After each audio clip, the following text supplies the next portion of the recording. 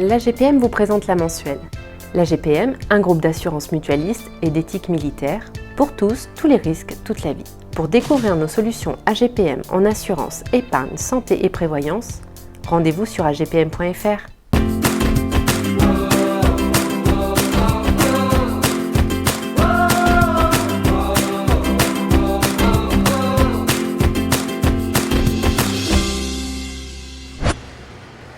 Bonjour et bienvenue sur MadeInVar.tv pour la mensuelle numéro 8. Au sommaire ce mois-ci, une visite à Cuers dans les ruches de l'apiculteur Sylvain Destre. On va parler musique Made in Var avec Alex Tellier du label Toulon Records. Mais tout de suite, on file à la rencontre d'un passionné de vieille mécanique. On va chez Bug Concept 83.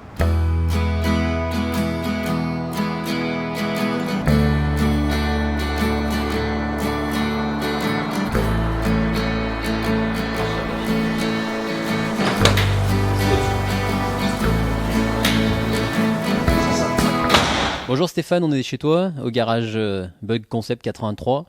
La passion des voitures anciennes, t'es tombé dedans quand t'étais tout petit. C'est ça a commencé jeune, 15 ans. Après, j'ai l'avantage d'avoir mon père qui a baigné toujours dans les vieilles voitures. Donc forcément, le virus se transmet vite. Et à partir de là, j'en ai décidé de faire ma passion et mon métier.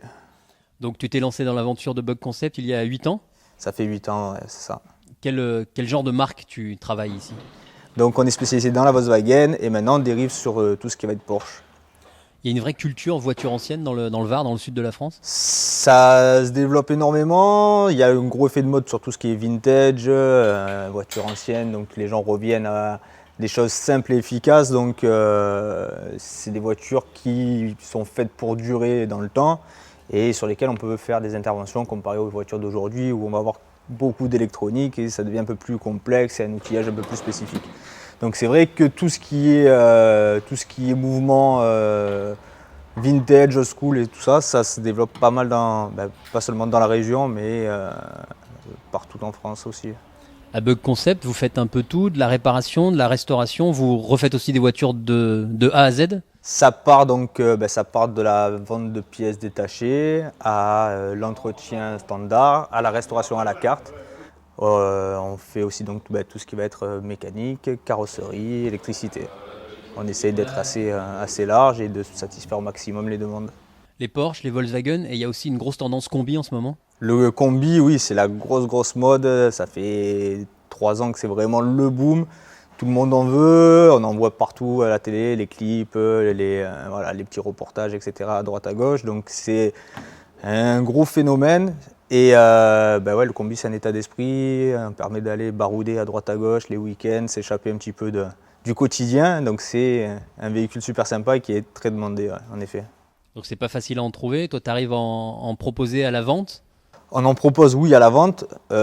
Malheureusement, plus on avance, moins on a de choix et ça devient de plus en plus difficile de trouver donc des bases du fait qu'on ait plus de demandes que d'offres et surtout que la cote monte et donc du coup les véhicules sont plus rares à trouver. Ouais.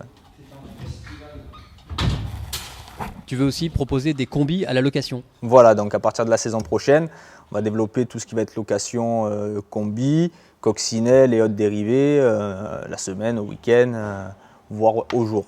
La tendance, c'est de se marier en voiture ancienne, c'est quelque chose qui marche bien? Exactement, ouais, donc tout ce qui est mariage, on part sur le vintage, le mariage traditionnel, donc fini un petit peu les voitures modernes, d'avoir des grosses BM ou grosses Mercedes, les gens veulent venir à des choses plus simples. Et donc c'est vrai que le mariage en coccinelle combi, c'est quelque chose qui est plutôt sympa et qui plaît bien, ouais, tout à fait. Les combis, les Volkswagen à restaurer, tu les trouves où? Tu les trouves comment? Tu as ton réseau? Les réseaux, on ne peut pas dire qu'il n'y a pas de réseau, il n'y a pas de vraie source. C'est un petit peu, il faut être là au bon moment, on peut en trouver dans le monde entier. Donc nous on a fait des véhicules importés, que ce soit des États-Unis, Portugal, Suisse ou autre. Et tout bêtement, des fois tu peux passer un croisement et tomber sur une bonne affaire à quelques mètres de chez toi, quoi. En moyenne, ça te prend combien de temps de restaurer une voiture de A à Z? Il n'y a pas vraiment de temps défini, ça va être en rapport du véhicule. Donc on va avoir des véhicules qui sont plus ou moins sains, d'autres où il y a plus de travail. Mais une resto complète, en dessous de 10 mois, ça va être difficile, quoi. Et on se retourne toujours dans la rue quand on voit passer une... C'est des véhicules qui ont marqué les esprits avec tout ce qui va être les films comme Choupette, etc. Et donc du coup ça touche toute tranche d'âge. Et c'est vrai que quand on roule en ancienne, les gens ont toujours un petit côté nostalgique ou un petit côté sympa. Et ils aiment bien vous faire signe, ouais, tout à fait.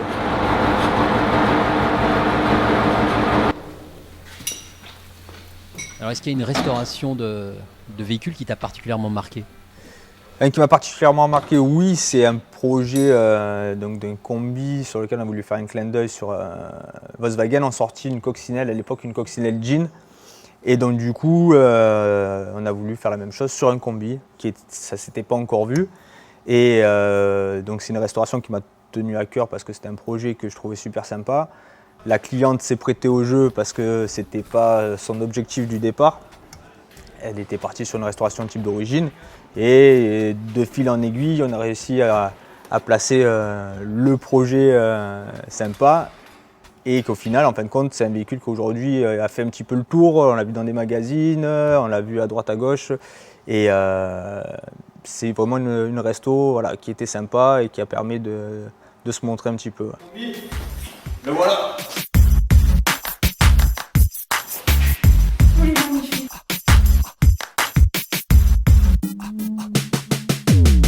Combien de temps de travail pour un véhicule comme celui-là? Celui-ci, ça a pris une année parce qu'il était quand même bien attaqué. Et aujourd'hui, il continue à rouler? Aujourd'hui, oui, il roule, elle s'amuse avec, elle passe pas inaperçue. Ouais. Merci Stéphane. Merci Olivier, à bientôt.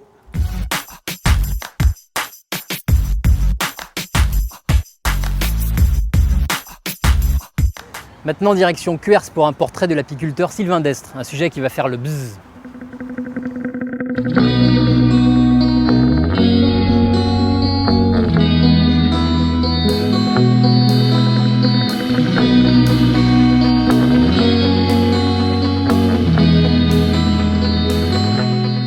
On est ici à Cuers, entre le centre-ville et les bars de Cuers, où j'ai installé un rucher qui en fait sera un rucher où j'ai des souches d'abeilles qui vont me permettre d'élever des reines pour développer mon cheptel.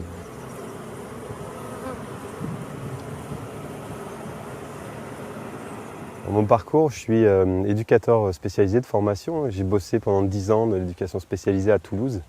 Je travaillais avec des enfants, des adolescents et jeunes adultes handicapés psychiques, beaucoup.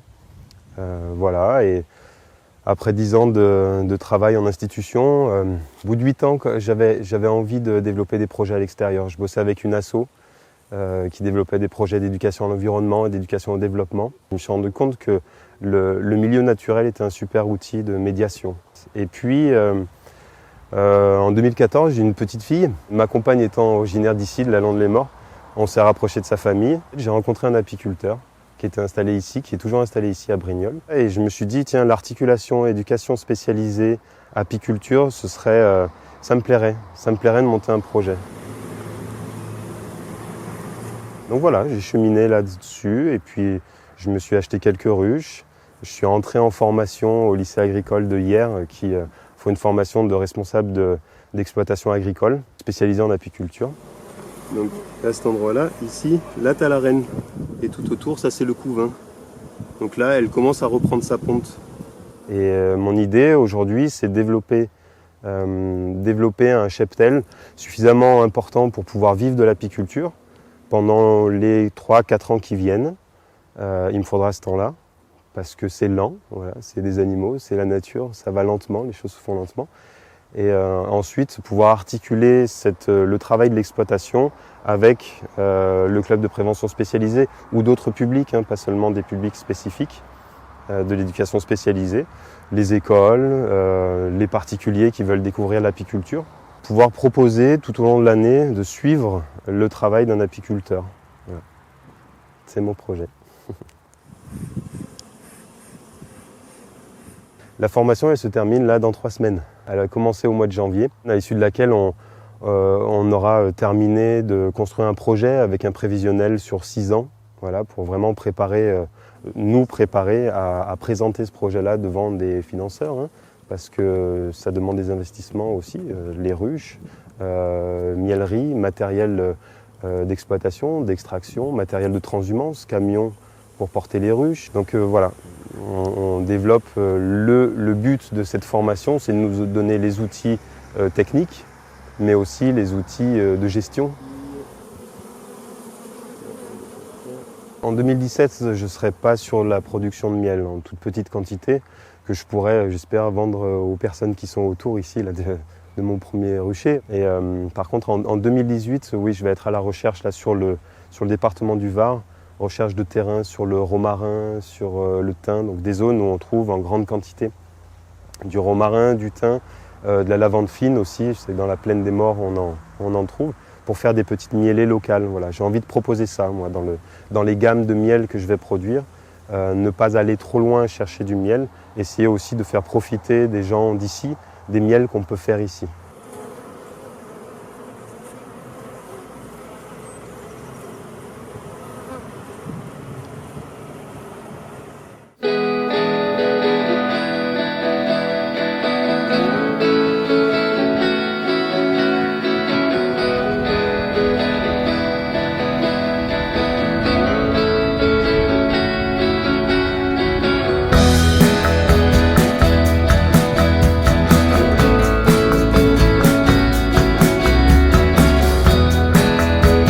Salut Alexandre, tu es à l'origine de la création du label Toulon Records en 2012.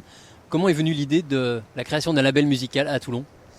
J'ai eu l'idée de monter ce label d'abord parce qu'il y avait une place à prendre à Toulon, il n'y avait pas de label qui existait de ce type-là. Donc c'est un label qui est autour de la pop au sens large, parce qu'il y a des groupes qui couvrent plutôt le volet électronique, on va dire avec des sonorités électroniques de la pop, et puis à l'inverse, il y a des groupes qui vont être plus folk, en passant par le rock au milieu, donc c'est assez large. Et donc il y avait une place à prendre au milieu d'un réseau déjà existant de salles, de festivals autour de cette esthétique et de ces musiques-là. Donc voilà, l'idée est venue comme ça. Quelle est l'actualité de Toulon Records ? Quel est le dernier disque qui est sorti chez vous ? Alors on a une actualité toute récente là, parce qu'il y a un nouveau projet, un ancien Toulonnais qui est installé à Paris maintenant, qui s'appelle Julien Cortès, et qui revient avec un projet qui s'appelle Skyers. Donc ça c'est son nom d'artiste. Et donc c'est très excitant parce que c'est un nouveau projet, tout frais, il y a tout à faire, et là on vient de le présenter il y a 2 jours sous la forme d'un clip qui a été tourné pas très loin, du coup à Mago, juste à côté d'ici. Et donc voilà, c'est tout frais, c'est un nouveau projet, il y a son album qui va sortir courant novembre, le 16 novembre exactement. Next to her brother's books, let's go stare at the wonders of our youth, my friend. Quand il y a un artiste qui vient taper à votre porte, tu t'occupes de tout, de A à Z, la production, l'enregistrement, aussi la vidéo, la promotion ? Alors ça dépend, c'est d'un projet à l'autre, ça va être complètement différent. Là par exemple, donc Julien m'a contacté avec une page SoundCloud qui était déjà toute prête, avec une pochette qui était quasiment finalisée. Et donc il y avait toute la tracklist, tout l'ordre des morceaux qui était fait, tout était enregistré. Et donc on a pris le projet à ce stade-là, on a fait le mastering dans un studio de mastering qui est à Marseille, parce qu'on essaye de travailler le plus possible en local. On travaille beaucoup avec un studio d'enregistrement aussi à Saint-Égulphe, le studio Coccinelle. Et ensuite, on s'est occupé du pressage et de la promotion de l'album, tout ce qui va avec pour accompagner la sortie, plus le clip. Est-ce que Toulon Records organise des concerts ? Alors on l'a fait, mais c'est très marginal. On a organisé un concert au Fort Balaguer il y a 2-3 ans, je crois. On en a aussi organisé un au Métaxu, dans le centre-ville de Toulon. En fait, c'est pas le cœur du métier. C'est pas le cœur de notre métier, donc on préfère travailler avec des partenaires locaux qui sont soit des salles de spectacle comme l'Espace Malraux à Sifour, soit des organisateurs de festivals, le Midi, Rokorama, le Vreux Festival, j'en oublie certainement. Enfin voilà, on préfère travailler avec Tandem aussi, on travaille beaucoup, l'association Tandem, donc qui est la scène de musique actuelle locale. Voilà, on préfère travailler dans ce sens-là. Plutôt qu'organiser nous-mêmes, parce que ça demande quand même des compétences particulières et aussi des autorisations qu'on n'a pas. Vous êtes plutôt CD ou bon vieux vinyle ? Là aussi, ça dépend des projets, on s'adapte. Lorsqu'on a les moyens financiers de sortir des vinyles et que les artistes ont envie de le faire, on le fait avec plaisir, parce que ça reste quand même des superbes objets, ça met en valeur les pochettes, Ça met en valeur le son aussi lorsqu'on est bien équipé pour les écouter. Mais on peut aussi faire que des sorties CD, c'est pas problématique. Parce que produire un vinyle, c'est un budget plus important? Ouais, c'est un budget très élevé. Ouais. Les dates importantes de Toulon Records d'ici la fin 2016, ça va être quoi? Donc on a un nouveau projet d'un groupe qui a déjà sorti 2 albums, qui s'appelle Twin Apple, qui est sur Toulon et qui va sortir son 3e album, qui est enregistré déjà, donc avec des super sonorités. Donc là c'est marrant parce que c'est toujours de la pop, mais on tend, je te parlais de folk, d'électro tout à l'heure, là on tend plutôt vers des sonorités samba, bossa nova, des choses comme ça. On traverse l'Atlantique. Et donc ça sortira, je sais pas, peut-être au printemps prochain.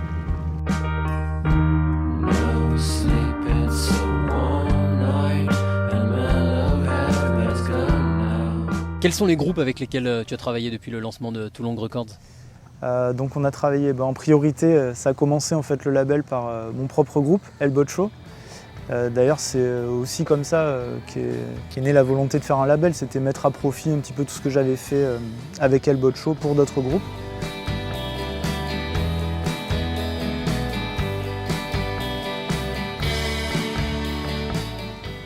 Ensuite, donc, il y a eu Boreal Wood, qui est un groupe de pop de Toulon, Edis et Anthony, qui font donc des sonorités plus shoegaze, électro. Ensuite, il y a Twin Apple, donc, qui est, on va dire, dans la pop assez classique, au même titre qu'El Bocho.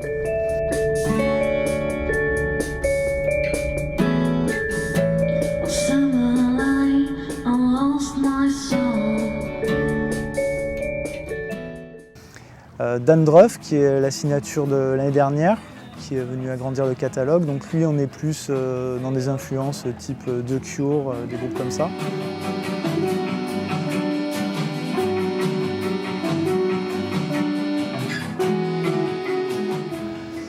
Et donc la dernière signature, Skyers, qui est plus dans un rock assez classique, voilà, mais toujours avec des sonorités mélodieuses et pop. Where are my daughter and her crown? Pas facile de percer quand on est un jeune groupe. Comment on s'y prend si on vient taper à la porte de Toulon Records? Quel est le conseil à donner à un jeune groupe qui se lance? La porte est ouverte, on peut nous contacter, il y a toutes les coordonnées sur internet, c'est assez facile. On essaye de répondre à toutes les sollicitations, même si parfois on a des démarches un peu farfelues. Mais ouais, bien sûr, il ne faut pas hésiter à nous contacter. Ouais. Si on peut servir à quelque chose, c'est cool. Merci Alexandre. Merci à toi.